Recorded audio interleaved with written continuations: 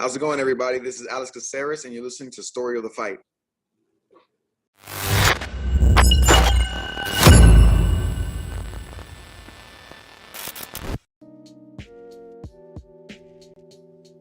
What is up, everybody? Welcome to Story of the Fight. I'm your host, Will. Ramiro's out today, so we got the boy, Nick, joining in. Nick Atkin joining in to take over in full Big Lebowski style. Yeah. But yeah, we're going to be covering UFC Des Moines, Sandhagen versus Figueiredo. We're also going to be covering One Fight Night 31, Kongthoranee versus Nong-O 2, the rematch. But before we get into that, like, subscribe, hit the notification bell, do all that stuff. Jump in the chat as often as you can. If you're joining this not live, jump in the comments. But yes, let's get right back into it. Let's get into it, I should say. Shout out Austin, shout out Ghost, shout out Genevieve. Genevieve says, so we can just skip talking about UFC, right? Because wow. I actually didn't think it was too bad. What did you think? And actually, before I even say anything, Nick, I've never heard you cover UFC before. It's a rare occasion. I actually watched most of the UFC show in recent years. So I watched the main card. So, and given Reinier the Ritter is one of the big talking points, I thought, why not? I'll dip back into the UFC well for one night only. Yeah, I don't normally cover it. I'm normally stick to one, but yeah, I'll give you my insight if you wish, Will. Why not? It's been a while. I used to cover it a lot more back in the day for SCMP and things. So why not? Gotcha. Yeah, I was surprised when you were like, yeah, I could join. I watched most UFC, so if you want to cover that too, I was like, oh, all right, very cool. Well, otherwise I'd be solo. That guy Ramiro is not here, got to help you out. Don't worry about it. Yeah, I appreciate it. All right, let's jump right into it. Main event, Cory Sandhagen versus Deiveson Figueiredo. On paper, I thought this was such a cool matchup style-wise. Both these guys are so not unique, or maybe just creative is the better way to say it. Figueiredo always has like weird flashes of brilliance as a former champ going up weight class. Sandhagen's never quite gotten to the belt, but it's clear he's such a cerebral fighter. He understands the game and he constantly wants to learn and grow and all that kind of stuff. And he's good at it.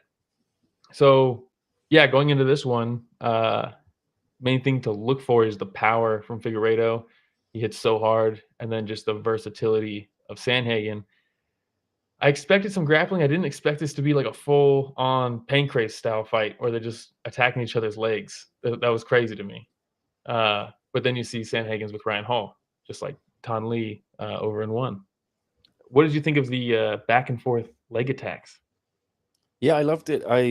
It kind of reminded me of, as you said, 50-50 Tan Lee against Ilya Freymanov in one. I remember that was a lot quicker, that finish, I think, inside 2 minutes. But it was sort of like that, and I love it. I won't be able to explain the intricacies of that to you at all. You'd have to tell me. But as a fan, I enjoyed it. It looked like, Sandhagen, as you said, he's always on the cusp of greatness, and I wonder if now he can go forth and claim it. Figueiredo, perhaps it's not worked out. He's in that kind of spot. This is me showing my UFC lack of knowledge, but that's fine. I think he's maybe too big for flyweight, but possibly a bit undersized here. And he's in that no man's land, isn't he? Which is why people cut so much weight to get to a certain division, and then they struggle when they go up because they know they possibly can't compete at that one. He's in that category, I'd say. Unfortunately, I don't think it's worked out for him moving up, and I don't know what he will do now in terms of if he wants to compete for a title again. But if we talk about the actual finish too, they end up calling it, he taps, and it looks like for a second they stop it while he's conscious. He's eating hammer fists, and you're like, what the hell? I didn't see him tap. Like a bad knee injury, right? Yeah, it was a knee injury, and that's what Bisping in the post-fight interview is like, oh, kind of an unfortunate ending there, the ending in an injury. And it's like, hey man, that's a submission. I caused that injury. Yeah, I tore his knee in half. It's just like what Tan Lee did to Freymanov, when. Yeah. So excellent finish. Yeah, that's injuring your opponent is a finish in combat sports, believe it or not, sometimes. Yeah. I mean, and here's that position. You see the normally you'll see a lot of, and actually, if you watch the first round with Figueiredo, where he's attacking the leg of Sandhagen, see Sandhagen has Figueiredo's left leg across his thigh. Normally, you have it across your belly into his like right armpit if you're Sandhagen, and you attack over there. But with him passing it across the other side, it's a different type of attack, and that really shows the like Ryan Hall 50-50 school. Just the different attempts, the tiny different like adjustments that Sandhagen's making compared to what Figueiredo was doing that didn't work in the first round is exactly why this worked for Sandhagen. He comes up, he uses it to sweep, and in that sweep as he's sitting up, it tweaks the knee. He hasn't gotten the MRI yet. I think he just went back to Brazil, but yeah, I mean, he's about to be 38 years old. Tough bad one. knee injury. Yeah, it's tough. HLB Comer, damn, says Soyhagen got lucky he got to fight a washed Figgy. God damn. Oh man. Ghost, HB Comer, I like Sandhagen, but he lost that killer instinct and is so boring now. Oh man, I think he's coming into his own right now. I think we're at a cool stage for Sandhagen. Ghost says Sandhagen had the leg pass across, knew that Figgy was cooked when he didn't know how to get past the knee line. Yeah. And I saw someone, I think it was Blunderbub, said commentators seemed confused by Figgy's tactics in the first. Yeah, Bisping was saying, yeah, you go at this day and age in MMA, you go for legs, you get pounded out, because that's what was happening to Figgy in that first round. It's like, no, it just depends on who you are. Like some guys can go for it, some guys can't. And like you look at someone like Ryan Hall or Ton Lee against Framinov, like if you attack it the right way, you can still make it work, obviously, because 2 minutes later it worked for Sandhagen. But yeah, I think Sandhagen, that kind of puts him in the position to fight for the belt at least be the backup for Merab versus O'Malley. He'll probably face the winner of that, I would imagine. How has O'Malley managed to get a rematch? You know, as someone who doesn't live and breathe UFC world at the moment, it just seems ridiculous to me. He was totally non-competitive in the first one. Is that right? Yeah, you're 100% spot on. And in the words of Tony Ferguson, we call that Dana White privilege. Yes. Okay. Yeah. When you got that star power or the UFC push behind you, they'll take any inch they can to make something happen. And but I want to say, Will, great breakdown there. Thank you. You schooled I appreciate me. it. I love listening to your knowledge and breakdowns. And yeah, sorry for the fans tuning in. I don't have that skill. Hopefully, we'll bring something else to the table today. But listen to Will. If you want fight breakdowns, he's the man. Yeah, well, I did get a new mic, and now I have myself coming through the mic into my own ears, which I didn't have in the past. So if I seem like I'm losing where I'm going, it's because I'm adjusting to that. It's a whole new world. Ghost, yeah, it's a whole new world. I can hear myself. I don't like it. Ghost says Charles Oliveira and Pantoja reaps the knee and forces their opponents to turn away. Doing UFC commentary seems to be not watching fights. Yeah, there's plenty of guys who attack it the right way. Pantoja and Oliveira, was it Kevin Lee that he like destroyed? He was the one that destroyed Kevin Lee's legs or knees, if I'm not mistaken, because of just constantly attacking the legs correctly. And instead of, some people attack the leg and they just go 100% all in on getting this submission, and then some guys attack the leg as a means to create an opportunity for a sweep, and that sweep can be super damaging. It doesn't have to be the submission all in, because that's where you see guys get stuck, and then someone just postures up or stacks them and then just beats the shit out of them. But the right guys with the right attacks can be dangerous. Great breakdowns as well from Ghost. You know, you and Will also. Ghost is fucking. Yeah, I remember from back in the day. Incredible breakdowns. So yeah, showed me a lot of stuff. Yeah, we can move on. Not a ton to talk about in that main event, just because it was pretty quick. But the big one, the boy RDR versus Bo Nickal. Every once in a while in combat sports, you put all, at least in my opinion, or my I don't know, my expertise or whatever, my experience is what I'm trying to say. You want someone to win, and you don't like the guy they're fighting. So you not only do you want this guy to win, but you want the other guy to lose, and you want that to happen so bad, and it seems like it never does. The good guys never win. The guys you're rooting for, they never win. But then every once in a while, it happens. When Dustin knocked out Connor, it was like, yes. It's just everything in your being wants it to happen, and all the odds are stacked against them for whatever reason.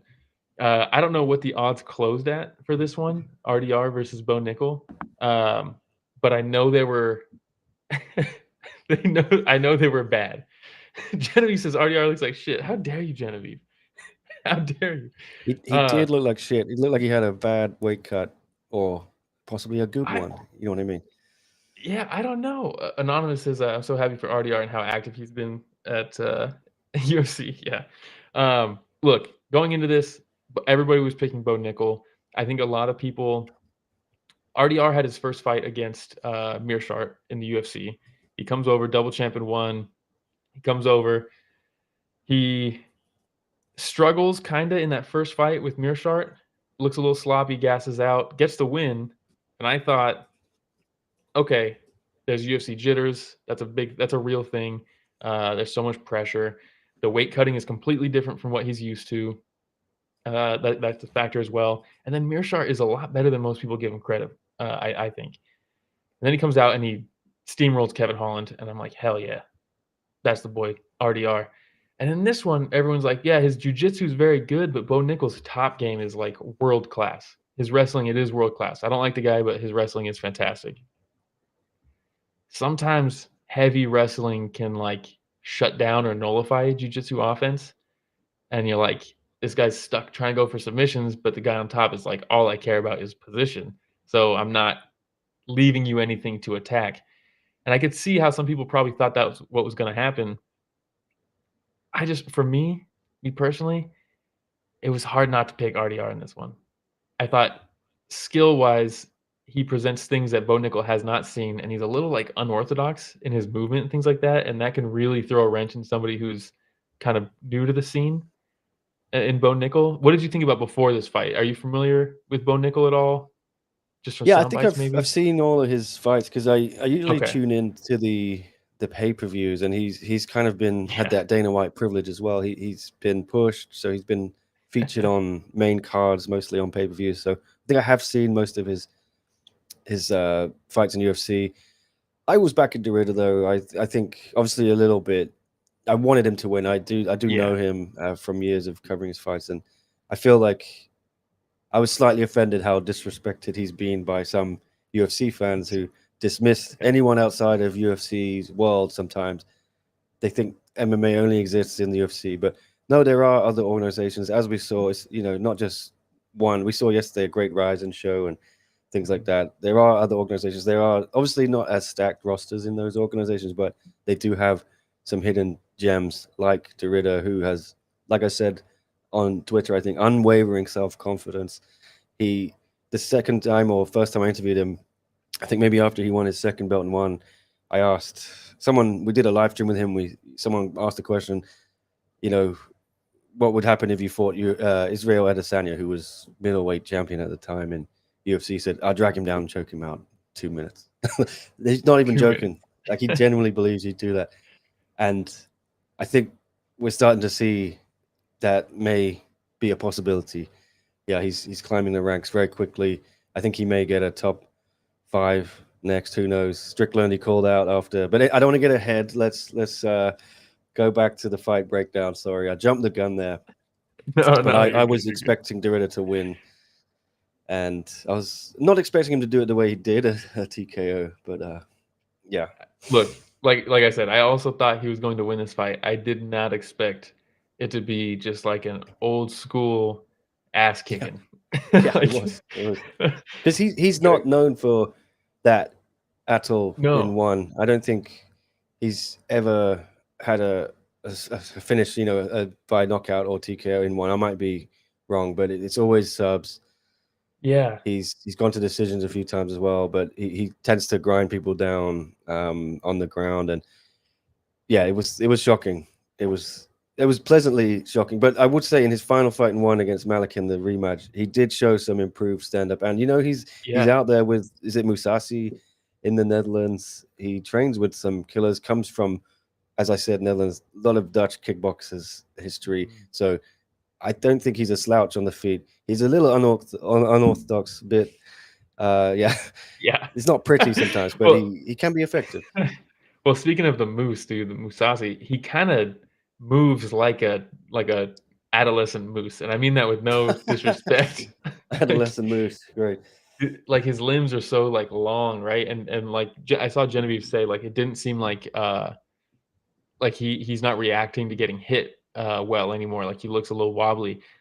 I think that's kind of always been his stand-up. He's always been a little on skates a little bit on the feet because obviously he wants to be on the ground. But like you said, that Dutch kickboxing background is still there's still something there, at least fundamentally.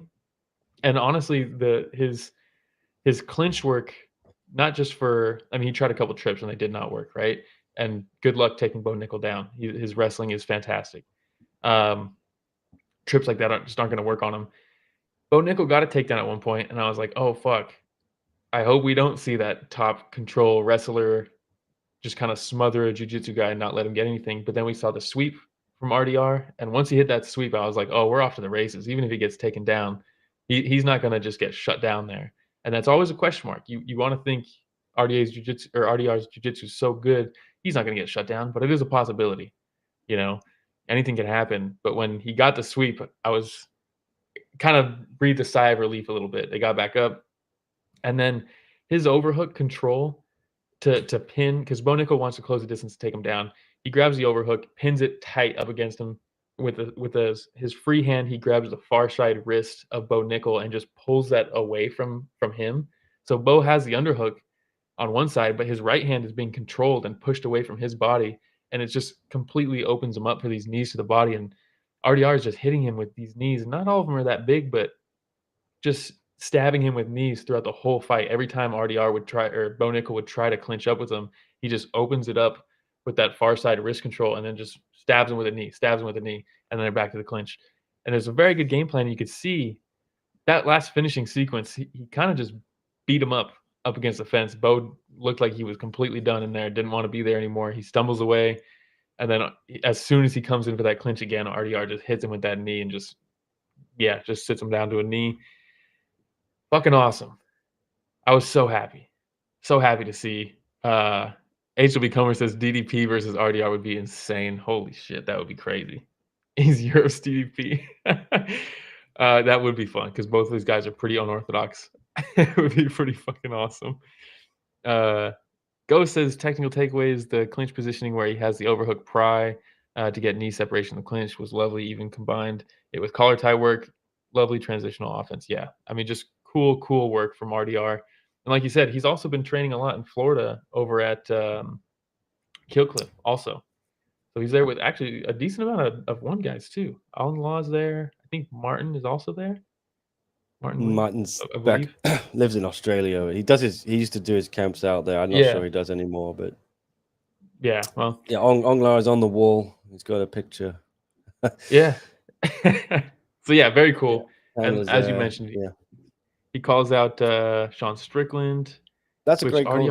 I love it. Dude, it's so good. He's so good on the mic too. Like it just seems like he's thriving right now, and it makes me really happy to see. Yeah, I've always really liked him. He has that priceless thing of you've got a minute to shine on the mic after a win, make it count, and he usually does. He had some great call outs in one. I remember when he called out Brandon Vera, who had the heavyweight title at the time. Eventually led to his downfall in one because he didn't get Vera, he got Malakin a couple years later. But I do believe if they had given him Brandon Vera at the time when he won his second belt, he would have beaten Brandon Vera and would have become a first 3-weight champion one. Just Malakin was too much for him. He bit off more than he could chew, like I said. And I think, I wouldn't have done the middleweight title with Malakin if I was one. No. Yeah, sure. Light heavyweight. I think at the time the light heavyweight division was non-existent. It was only him. He took the belt off Onglar. There was no one else. Maybe heavyweight was a little too much for him. Once Malakin was a much more dangerous threat, he should have abandoned that whole plan. But his confidence is sky high, and he believes he could beat Francis Ngannou. I'm sure. He's that damn sure of himself, and I'm really intrigued to see how high he can go in the UFC. I wasn't sure myself, but I mean, my God, he's starting to look really good. Yeah, and stylistically, the Strickland matchup is a good one for him. I think. yeah, I actually really like that style matchup. I don't think RDR is going to get frozen by the marching jab of Strickland. I just don't see that happening, and I also don't think Strickland's going to want to teep him as much as he teeps a lot of guys, and that's a big part of his game of freezing people is either feinting or throwing that the teep to the body. But you don't want to do that to RDR because he's going to catch it and take you down and choke you out. So yeah, that's a winnable fight for him. And he's Strickland. I just checked; he's number 2 in the division. Yeah. So if they do make that fight, it's a very real chance RDR is right up there at the top. Yeah. Well, I guess Strickland and Izzy might be next. Yeah, I don't probably. know. So if probably. not, I don't know who he would fight. But I'd be tempted to take my time with him, just let him reel off a few more wins, keep building his name. He's getting paid well, so why rush? But yeah, he might also be shut down for taking out the golden child. So we'll see. oh yeah, I don't know. All right, we can move on. We're going to breeze through most of these because largely this card was pretty horrible, I thought. I mean, even this fight was pretty bad. We're going to cover it just because there was a finish. But Daniel Rodriguez versus Santiago Ponzinibbio. Ponzinibbio, he is 38 now. I believe Daniel Rodriguez is close to that. Oh, well, he is that. He's also 38. But it's different. Daniel Rodriguez, he's had about 25 fights. Ponzinibbio's had 40. Ponzinibbio's also been out for injuries. I guess so is Daniel Rodriguez. First round, their open stance. D-Rod the southpaw not throwing body kicks, which you would think would be the move. Hey, shout out Julian, says happy late birthday, Will. Thank you, sir. Hey, shout out Julian. Julian's sick. I'm bummed we're not getting burgers in August. That sucks. Yeah. But it is what it is. But yeah, this fight, Ponzinibbio, I actually, despite Blunderbuss's 2 giant windmills occasionally slapping each other, normally Ponzinibbio's right hand is very good, and he'll double jab to close the distance to throw a long straight right hand and catch people with it. The problem, though, is now he's 38. He's had injuries. He's got wear and tear. It seemed like every time he would actually sit down on that right hand, he would catch himself off balance. Generating the power through his feet was literally wobbling himself before he's even throwing the punch. It's not like he's punching himself out of position. It was just he's just not stable. And then the rest of the fight, it was pretty much just D-Rod.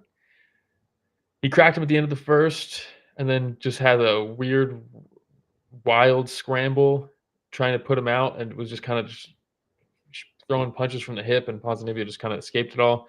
But then eventually at the end, we got a pretty nasty one, and I think the UFC posted a cage side footage, so I'm actually going to pull that up because we never get to show UFC finishes. What did you think, though, while I bring this up? What did you think of this fight? Yeah, I just thought nice finish. I don't have anything to add. Yeah. I was kind of casually watching it in the background. I didn't tune in for this fight. I tuned in for Figueiredo, obviously, and the main event, and I wanted to see Jeremy Stephens and Mason Jones. So everything in between, I was a little bit not paying the most attention to. I just thought, yeah, very nice finish. And I remember Ponzinibbio from back in the day.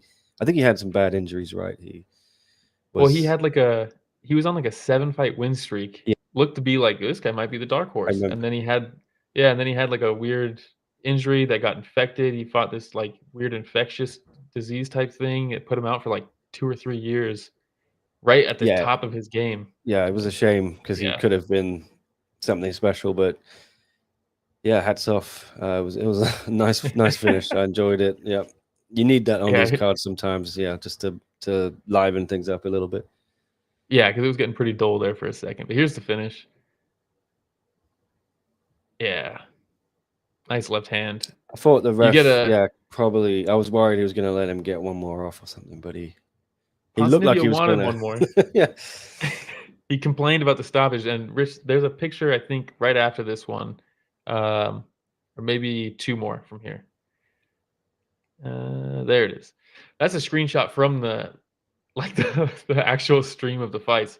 Ponzinibbio was complaining about the stoppage. Yeah, and he stood up after, and then he like did that went into the face fence, first. right?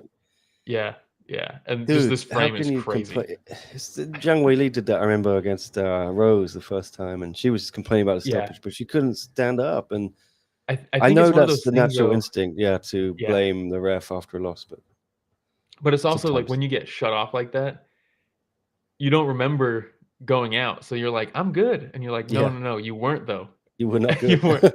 Yeah. Great picture of that. This is crazy. And the fact that the song that's playing is called I'm Still Standing. It's just like, what the fuck?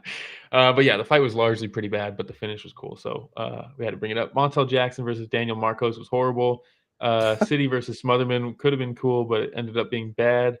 Mason Jones versus Jeremy Stevens, the return of both guys. Jeremy Stevens, he dropped this one, and that makes him, if you exclude his 3 fights he had in bare knuckle boxing, I think he's 1-9 in his last 10 MMA fights, which is not good.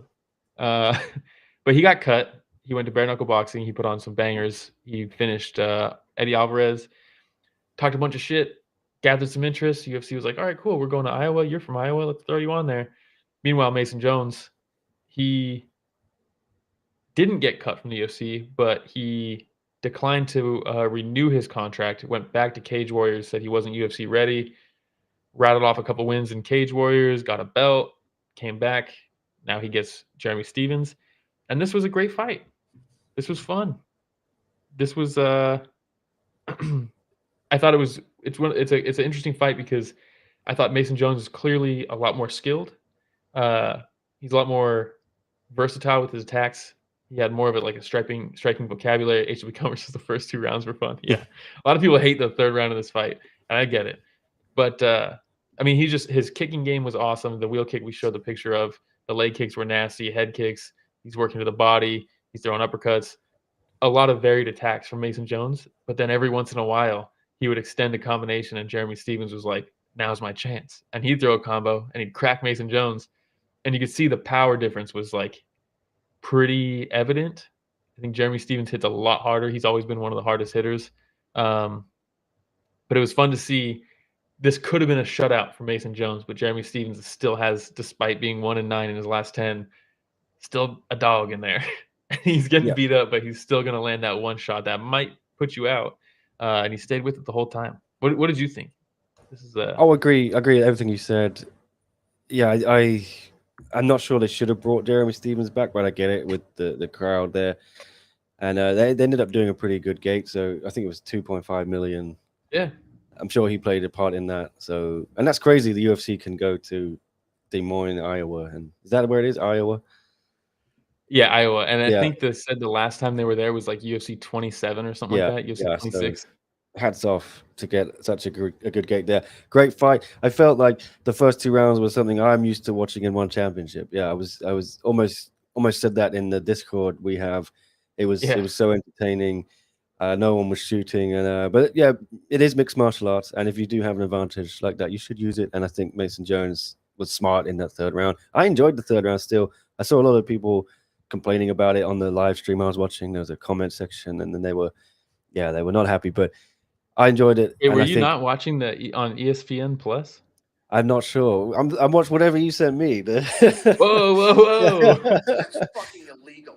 Yeah, it is illegal. No, it was ESPN Plus, and I think but it was great, and I think I saw a comment wherever I was watching it. I'm sure it was the official stream, said if you understand grappling, you will enjoy this. And I don't necessarily understand grappling, but I can appreciate it, and so I appreciate that 3rd round too. I thought it was a great fight. Actually, it was probably not as close as maybe the commentators were making it out in some ways, but. Did you have it 3? It was 3 rounds for Jones, I think, across the board. Yeah, probably right. Yeah. Jeremy Stevens, like you said, does hit hard, and he did more damage with some of his shots. And but the skill level, like you say, was quite apparent. Jeremy just didn't have much, and I think there's a reason he's much better in BKFC. Yeah. It's a different sport, literally. I don't think MMA is necessarily where he's going to excel. So I don't know if he has more fights on his contract here, but if I was him, a one-off. If it was a one-off, great. Yeah, because he should probably go back to BKFC where he can make more money and thrive, win belts and things, have super fights with guys like Eddie Alvarez. So yeah, but it makes sense all in all. Yeah, but Mason Jones, he looks a lot better too. Yeah, like you said, and I think people should go away sometimes. If they shouldn't be afraid to go away and go back and build more experience. A lot of people are in a rush to get to UFC, but I think there's a right time for it. A few people have come up too early from Cage Warriors specifically and struggled. Oh, yeah. You know, I remember Modestas Bukauskas, I think he's back now as well, but it didn't go so well for him. Everyone was hyping him and Mason Jones. There's been a few. So I know in the pandemic era, UFC was just taking as many people as they could find. And I think now Mason Jones looks ready to do more, and that makes all the difference. Yeah, so excited to see where he goes. Yeah, and HLB Comer says Jeremy coming back to UFC at home, give him fucking Trevor Peek and cash in all the money, but no, fucking terrible matchmaking. Yeah, I mean, yeah, they give him like a young killer who's very skilled versus Trevor Peek, who's actually, believe it or not, also scheduled to be on this card. Would have been a very good matchup for Jeremy Stephens. I think that's a good shout, but then he broke his leg, but he wasn't supposed to fight Jeremy Stephens. It was somebody else. But yeah, UFC matchmaking is. It is what it is. But we can move on. Nickal as well, huh? Yeah, Nickal. Yeah, I think that one. I don't know. Maybe they also were sleeping on RDR. We're gonna skip Yana Santos versus Miesha Tate because what year is it? We're gonna skip Bekoyev versus Loader, even though Azamat looked like a fucking killer. There's just not much to talk about. And we're covering two events. We got Robertson versus Rodriguez. This will be quick too. Just want to give a shout out to Robertson for, in my opinion, being one of the more exciting fighters on the female roster that the UFC has, and I feel like it's just perpetually slept on.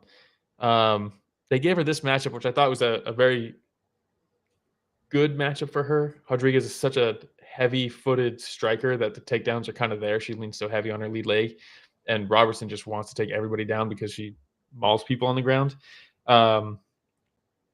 Did you catch this one, Nick? No, I know you sent me another link. I'm sure, which is also official. I did not. Yeah. I did not get to it. So you'll have to do it. Yeah, we'll breeze through it. I'll just observe what you say. Even if I had watched it, I don't think I would be able to contribute anything better than your knowledgeable breakdowns. So take it away, Maestro. Yeah. Okay. So yeah, Robertson hasn't lost since June of 23 against Tabitha Ricci. She choked out Agapova, which was, in my opinion, one of the nastiest submissions I've ever seen. She armbarred Piera Rodriguez. She finished Poliana Viana. She beat Michelle Karate Hottie. She beat Pinheiro. Now she beat Rodriguez with she took her down and immediately is looking to work. That's the thing. That's the main thing I want to talk about with Robertson is that she doesn't just take people down and control them and look for submissions when they present them. She's actively setting up submissions. The submissions, she gives up her posture and her control so that other fighters, so her opponent can try to use that little bit of space for either a sweep or a get up or something, and she can attack that. And that's so cool. There's so many people who take someone down and they just want to stay on top by whatever means necessary. There's 30 seconds left, and then they posture up and try to land some shots. Robertson opens up her game because she knows if I open up my game a little bit, give some space, they're going to have to move. And in that scramble, I can snatch something, or I can get into a position where I can just rain down elbows, do the 12-6 elbows here now. I think she's utilizing it perfectly. She's a fucking dog, dude. And Rodriguez, I know she's up there.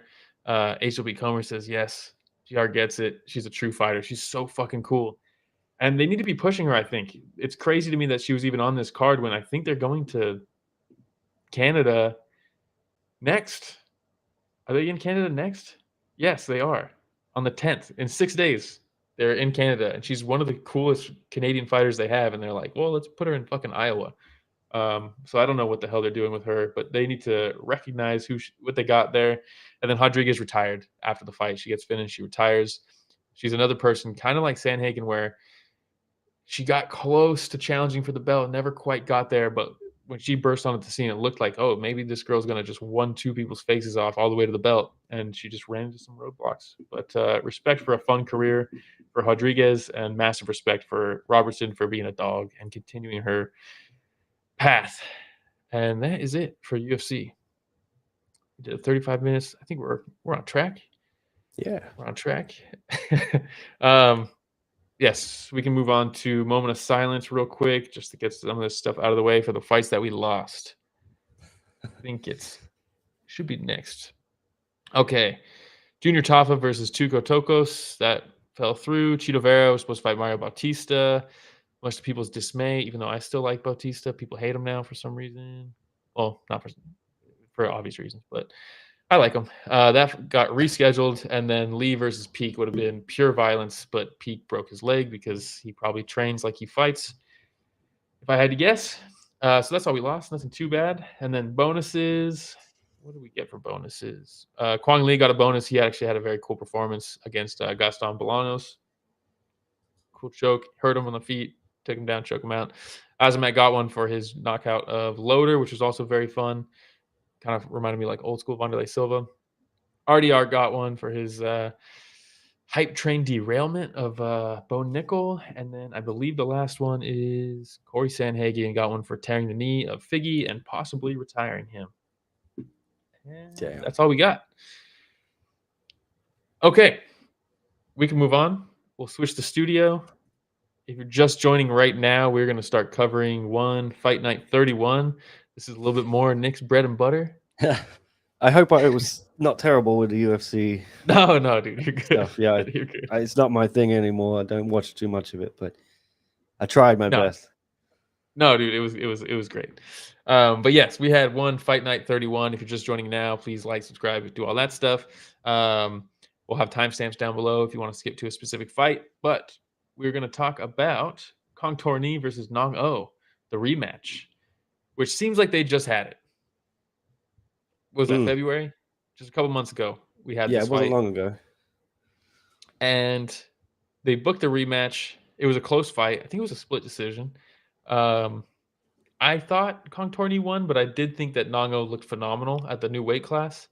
He's got the face gains. He looks all like more chiseled in the face now at this new weight class, and you're like, ooh, Nong-O's looking good. And then Kongthoranee though is just really at the top of his game, I think, and you can see him.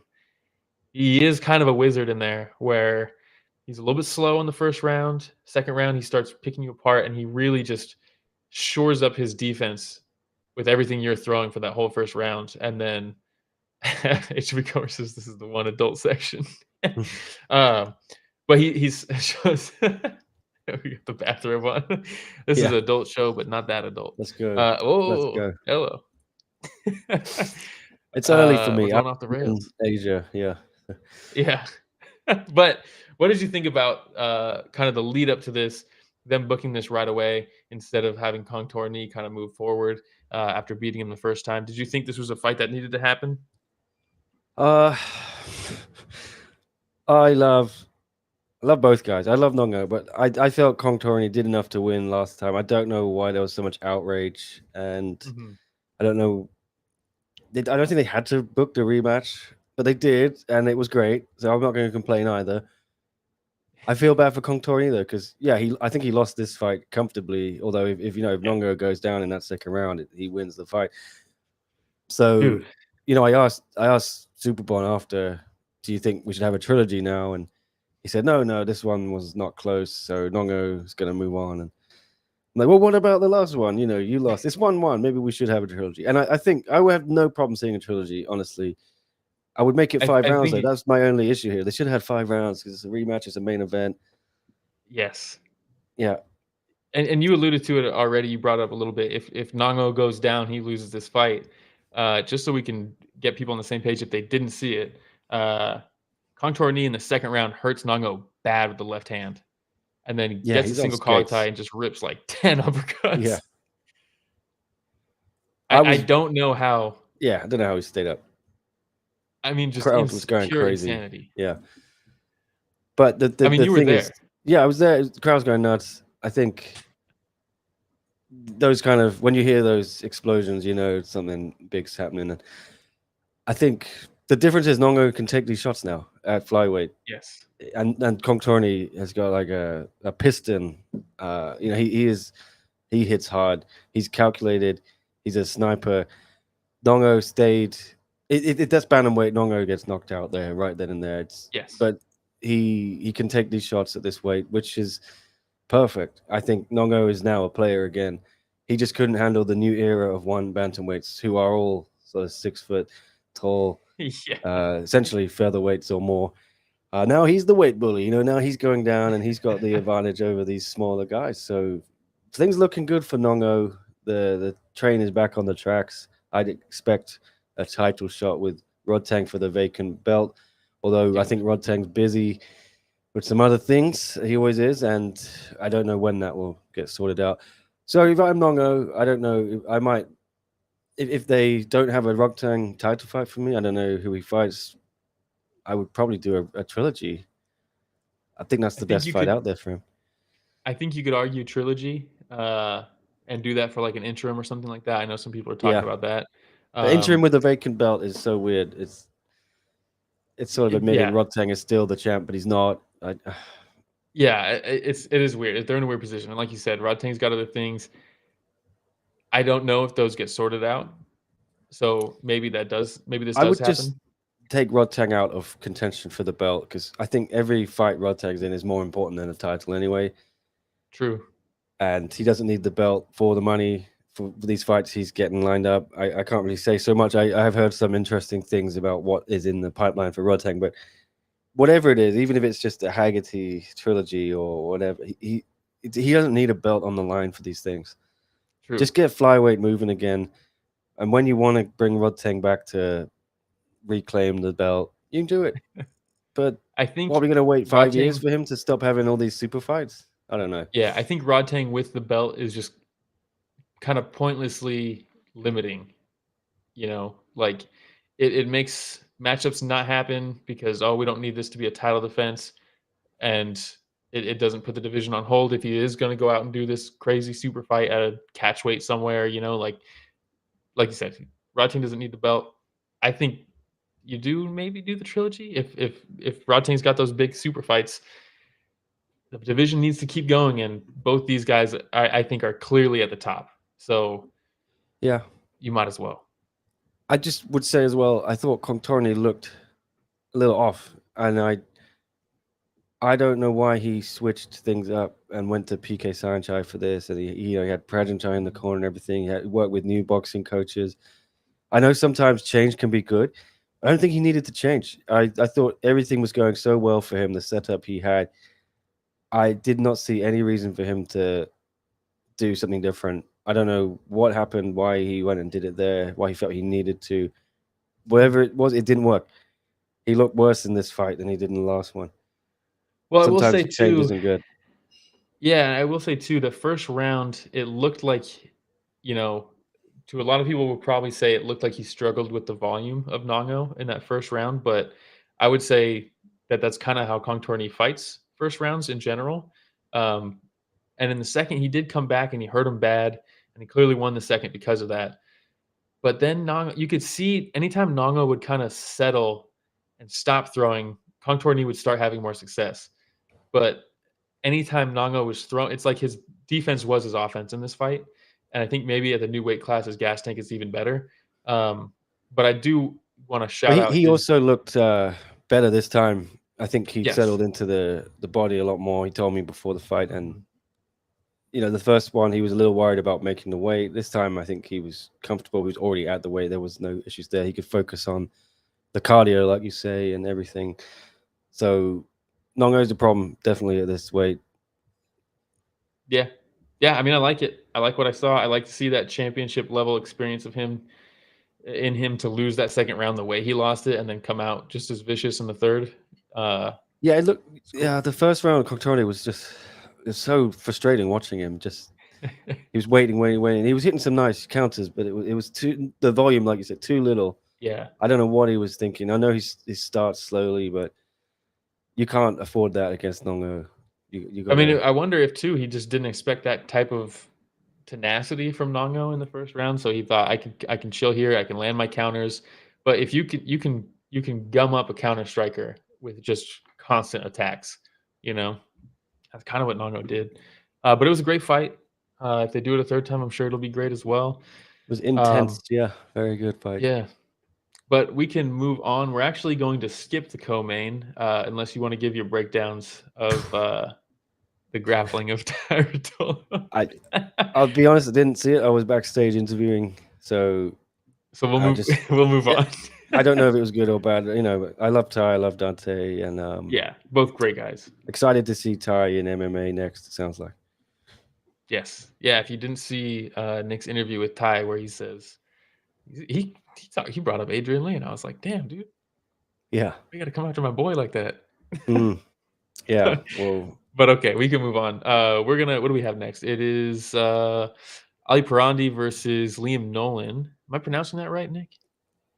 Abolfazl, Alipourandi, I think, something like that. Yeah. Oh, you got the nice little inflection. Well, I interviewed him after, and the translator was, because I was calling him Abolfazl, but apparently it's Abolfazl. You know, so Abolfazl. All right. Yeah. Well, I appreciate the insight because I would have pushed it this entire segment. Abolfazl. We just call him Abolfazl. Yeah. Yeah. But he looked great. He took this fight on short notice. Liam Nolan coming out of retirement. Let's just get right into it. We'll show the finish. Big head kick. Yeah. Yeah. Nasty head kick. The walk off. And that's obviously going to be it. There's no way you're getting up from that. This was pretty shocking to me, I'll be honest. Because for me, Abolfazl, I apologize, I'm not familiar with your game. I am now. Because goddamn, they're kind of feeling each other out. They're making good reads. They're slipping each other's shots. I thought Liam looked like he was comfortable and in control, and maybe that was his downfall a little bit. And he clearly, if there's a picture of the high kick landing, and he clearly thought it was a body kick. There it is, right on time, Rich. Thank you, Rich. But man, I just don't know if I don't know where his mental headspace is at going into this fight. You know, he retired, he comes back, he gets an opponent change last minute. It looks like I just don't know where his head is at on the. Did you talk to him? I don't know if I saw. Yeah. I talked to him a lot. I've known him for a few years now, and I've always felt Liam Nolan lacks self-confidence, and he doesn't believe himself as much as other people believe in him. And you know that when you get in the ring without that belief, things like this will happen. And I think he got talked out of retiring by Chatri, and I did catch up with him in the hotel after, shook his hand, everything, and he said, you know, I gave it one more go. I tried my best, but yeah, I think it's like this. I was right to leave, and no regrets now. But yeah, it sounds like he's going to retire. And I think it's the right decision. Yeah. You know, I love Liam Nolan. That dude could be a model. He's devastatingly handsome. Yeah, like he could go be like Vampire Kugate, do a bit of modeling on the side. I love Liam, but what I would say to anyone is, you do not take a short notice fight against a guy from an unknown from Mehdi Zatu's gym, Venom Training Camp, because he's got a factory line of killers who you don't even know exist, and they're just waiting for a chance to show that. So if I'm Liam, I would have turned down the fight after Nazet Trujillo pulled out, and they gave me a random Iranian dude from Mehdi's gym. I would have said nope, no way, yeah, because they're just killers waiting to make a debut in one. And yeah, it was an awesome finish. And that guy has got a crazy story. Go watch my interview with him. He broke down in tears. Oh, geez. He's been working for this moment for a long time. So sad it happened to Liam, but good for Abolfazl, my new man from Iran. Yeah, and if you need to, in the description for this has all of Nick's socials, so definitely check him out if you don't already, because he gets great interviews from guys that I think a lot of people at least in America, don't get access to that type of stuff for a lot of the one championship fighters. So if you want to know more about the fighters, I think Nick's probably the best resource. Well, thank you very much. Yeah. I yes. just can't believe he didn't get 50K as well. Neither did he. That blew my mind. Yeah. That blew my mind. Especially with Nong-O got it, and fair enough, but getting it for a decision over a head kick KO on your debut. Don't have to like give one only. Like they should both have got it. And Dayakaev we'll get to in a bit, but yes. And actually I think we can move on, and this one's going to be quick. Lucas Gabriel versus Zhang Lipeng. Largely, I bloodbath. think, yeah, Genevieve, if you're still on the stream, Genevieve, which it looks like you are, I'm sure you were happy with this one. Genevieve loves blood. She loves fights with blood, and this one had plenty. Gabriel, jiu-jitsu guy, grappling is fantastic. I thought his striking looked phenomenal in this fight, though. I was really surprised by his striking in this one, especially because Zhang is so dangerous. I don't think Lucas is even going to entertain it, because Zhang has that like one punch devastating power, and Lucas is so good on the ground that I was like, yeah, he's just going to shoot on him immediately. Well, he did shoot a lot. He had a lot of success on the feet, and maybe it's because Zhang was expecting takedowns. He didn't expect high kicks out of nowhere. But long story short, Zhang Lipeng, I don't think he broke his nose, but he definitely cut it over the bridge. It didn't even look that bad, to be honest, the cut itself. But it bled buckets. I mean, holy shit. Genevieve says, where are my rain boots? I want to go splash. God damn. Yeah, I don't know. There wasn't a ton of like action really in this fight, but I think the tenacity of Lucas was fun to watch. The blood was crazy. I thought it looked like, I don't know if you ever we were talking about Cage Warriors earlier, Nicholas Dalby versus Houston over in Cage Warriors years ago, where they're both cut open and there's blood all over the mats. Similar look because it's the white mat, and they end up stopping the fight because they're slipping all over the place because there's too much blood. Mark Goddard calls it. He's like, they can't intelligently defend themselves because they keep slipping. I thought that's what we were going to get in this one. But for me, the big story was this. What was this like? Were you interviewing people backstage when this happened, or were you in the crowd? No, I stayed around because I was just observing it. It was funny because he got out of the ring initially, and I was like, okay, they're not going to give the guy an interview for whatever reason. So he left the ring. Then I saw Mitch get back in the ring, and he was frantically asking, like, towel, I need a towel. There's so much blood. And I knew something was up. They were bringing him back in. So I was like, okay, I'll stick around, see what happens. And then Mitch said something like, oh, you're not going to get a bonus because you missed weight. But I know you've got something else to ask. And immediately my mind was like, oh, he's going to propose to someone or something. And then I saw his partner getting in the ring, climbing the stairs. Like, okay, proposal. This is going to be pretty cool. And it was nice. Very wholesome moment. I enjoyed it. Very happy for Lucas Gabriel. One of the look at everybody in this picture. Yeah, everybody in this picture looks so happy. My guy Noman Dow podcast, you got to check him out. He translates for all the Brazilian athletes and Portuguese. Yeah, great dude. I was so happy for Lucas Gabriel. He's come up through Friday fights, won a contract, one of the rare kind of MMA success stories on that show, and I think that's the way forward for One's MMA. They're going to be growing their own stars instead of trying to poach big contract people from elsewhere. So, he was fun. He trains at Phuket Fight Club with Marlon, Leo, Elias, so he's got a great team there. Excited to see what he can do. Zhang Lipeng's a pretty solid guy.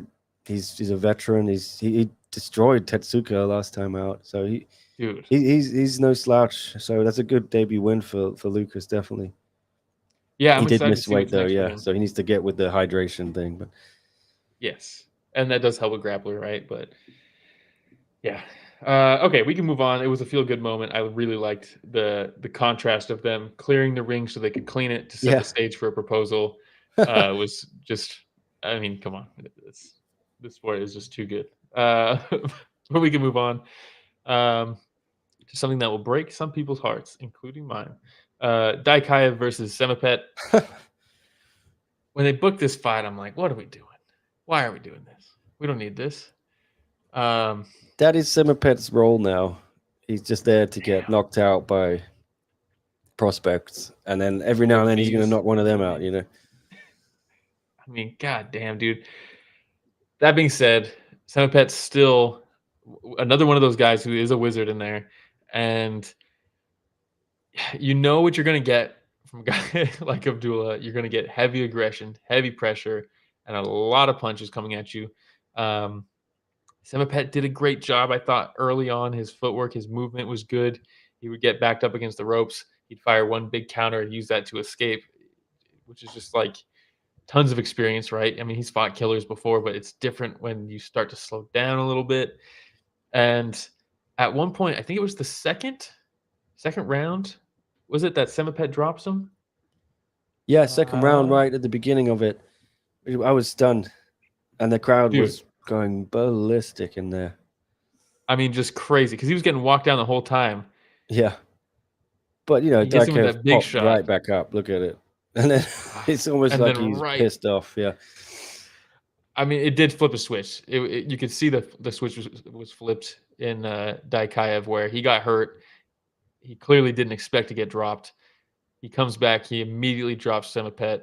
And then from there, it was just kind of berserker mode from him. And, you know, I don't want to say this is just like the aging guy who's been in so many fights. And he's going to lose to the young guy, because I don't want to take away from Dayakaev. It's not like he just beat this guy off of pure youth. He did some tricky things in there. I liked his finishing sequence where he's really taking what Saemapetch is doing and throwing based off what Saemapetch is doing, rather than just like right, left, right, left, right, left. You know, it's not just, he didn't just spaz out at him. He mixed the knees very well. He feinted with the right hand to get Saemapetch to roll, and then he rolls to his left, and then he meets him with the knee right there. Like he's a finisher. And you could see that, like you said, when he got dropped, he said, okay, no more games. We're going for the kill now. Austin says, Saemapetch been on a losing streak. Def gave this to Dayakaev to build his brand. Saemapetch is such a blue baller. He always teases us with something to make it seem like he's going to win. False hope. Oh, man. Yes. It's true. Yes. Everyone there was for real, though. Yeah, they were so happy when the crowd thought they were about to see something special, you know, but Dayakaev's a monster. He woke up. He is. I think this was his first morning fight, and he looked a little sleepy, perhaps. And I think he told me that, that knockdown woke me up. Yeah, check out my interview. It definitely looked like it. And Austin says, may need to be next, or Dayakaev may need to be the next dude we test for juicing, because his finishes are always crazy. Hey, now. Well, yeah, he's a strong boy. He cuts a lot of weight. He was, I think 16 kilograms in all. He said, he told me he cut for this one, and I know it was touch and go whether he was going to make it on the Thursday. He had a lot to cut, and I was in the elevator and went past the 7th floor where the gym is, and you can sort of see everyone in there when the doors open, and bro was in there on the treadmill. He was focused. He did it. He did it with no complaints. He's a absolute. The mindset he has, I think, is going to mark him out to be possibly a special talent.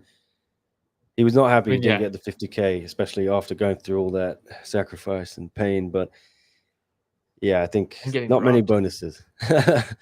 Yeah. We can move on. We're going to skip my boy, Sean Climaco. He's a local boy. We got to skip this fight, though. Hulazado, goddamn, the guy's good, though. We're just for the sake of time. We're an hour in. And we'll probably breeze through this one, too. Actually, there's not a ton to talk about on it, but got to talk about the boy, Jordan Estupinan versus Ali Saldoev. God damn, these pronunciations are going to... Yeah, I think you got it. So Jordan, this is his second fight in one. Obviously, he got Freddie Haggerty in the debut, and he is the brother of Johan Estupinan, who is taking one by storm. And Jordan looks to be basically a carbon copy, not just as a twin, but the they're both very exciting, very aggressive. They're showmen. One has found, I think, a small little gold mine with these two guys. They got to be good for socials, I think. I would imagine. They're just fun, pure fun. These guys. Yeah, you said it, showman. And I think as soon as when he walked out to Snoop Dogg, Yeah, the crowd just went nuts for him. The crowd already connected with these two kids. They might even think they're not sure if it's Johan or Jordan. yeah. I think it looks to me, but no, they're awesome. I think it wasn't the most impressive performance, but he got the fight on, I think, 3 weeks' notice, something like that. He told me, and he Classic. maybe less, and he actually maybe 2, and he had 3 days out in Thailand. So he was, and he was the first fight on the card. It's hard to fight at 8 a.m. whenever it was.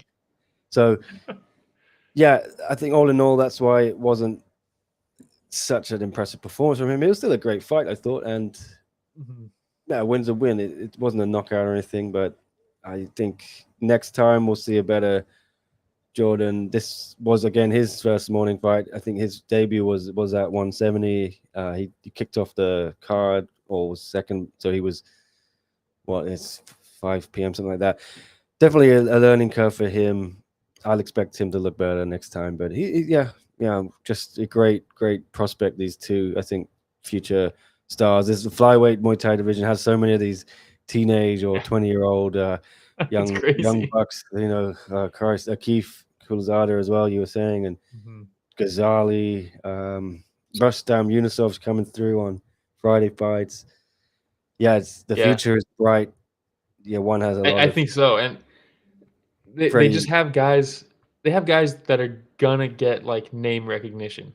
Like these guys aren't. They're all very unique, and I mean, look at this shit. Look at this picture. This picture's crazy, by the way. Poor Ali, man, just standing there watching this dude backflip with his brother. Yeah. But I do think, like you said, maybe not the performance that he wanted. There was no finish. I don't think there was a knockdown in this one, was there? No, it was. I don't think so. It was a fun opener, but nothing. A lot of activity.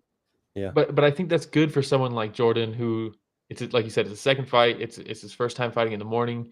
Like time in the ring with these types of variables are good, and he didn't get hurt really. He got tagged a couple times. It was a kind of back and forth fight, but ultimately I think this is very good for Jordan as far as development goes. They're not always going to be, starching dudes and things like that, but to get a full fight in, experience the fighting in the morning, experience the short notice, experience a guy with a last name that ends in a V. Like this is a good experience for Jordan, which I like to see. Yeah, 100%. And Johan's coming back next month, I think. So we'll see them again together.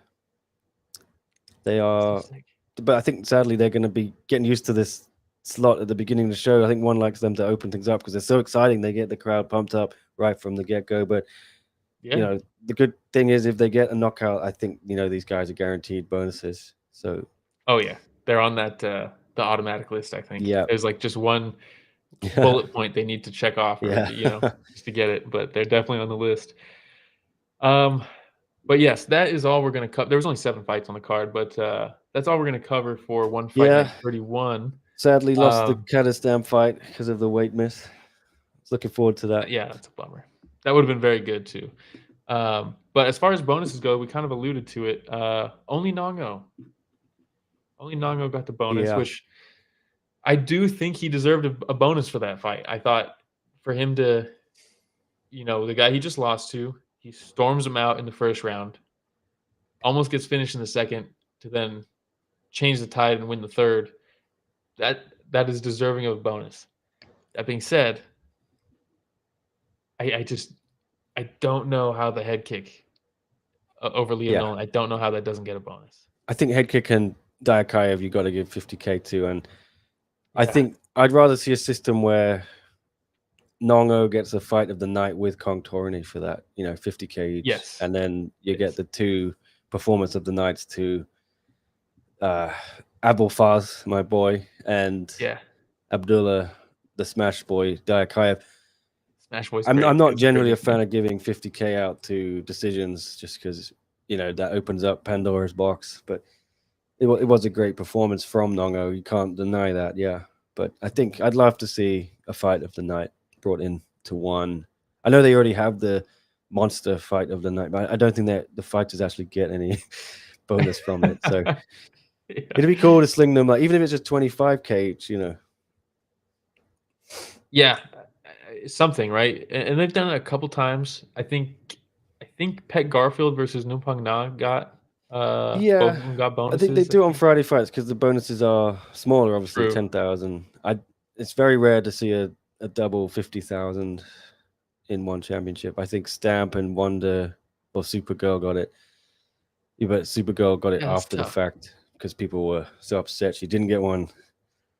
There may have I been think another instance. Bratang got a double, didn't he? Rodtang's had a double. Haggerty's had a double. Malakin's had a double. Yeah, it's pretty rare though. But I think it should be normalized. Let's get bonuses for fights of the night.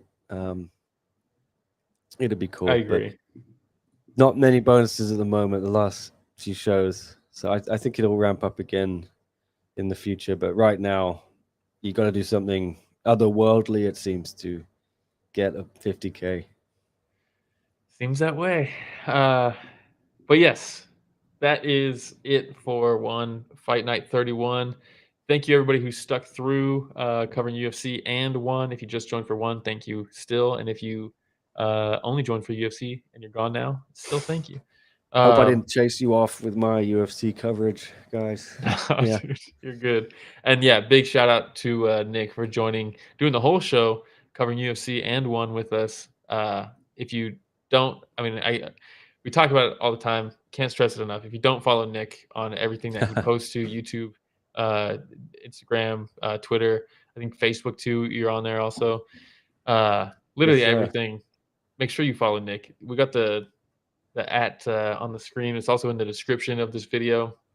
I'm serious. If you guys want to learn more about these fighters, I cannot think of a better resource than Nick. Appreciate it. Great Yeah, behind the scenes I'll have a show episodes. tonight as well, I think. Hell yeah. So in about 12 hours time, I'll be doing my own recap of everything from Fight Week, all the drama. So tune in on my channel, Nick Atkins One Championship News, and yeah, Will be there in the comments, I'm sure. If he even wants to, he can jump on, but I think he's at work around that Usually time. at work. Yeah. But he has an open invite if he ever wants to be on the show. I appreciate that. And Austin says, anytime Nick joins, it's goated stream. Miss Ramiro, though, not going to lie. Thanks for another killer stream, guys. Look, Ramiro. I miss Ramiro Disney too. World. I can't feel his boots, Yeah. Nobody can. Big boots to Ramiro's fill. one of a kind. Yeah. But you know who was here? The boy, Richard Bustos, Rich the Casual, holding it down, doing the production on the stream, making sure it goes smooth. But thank you, everybody in the chat. Thank you for joining. And thanks for watching another episode of Story of the Fight.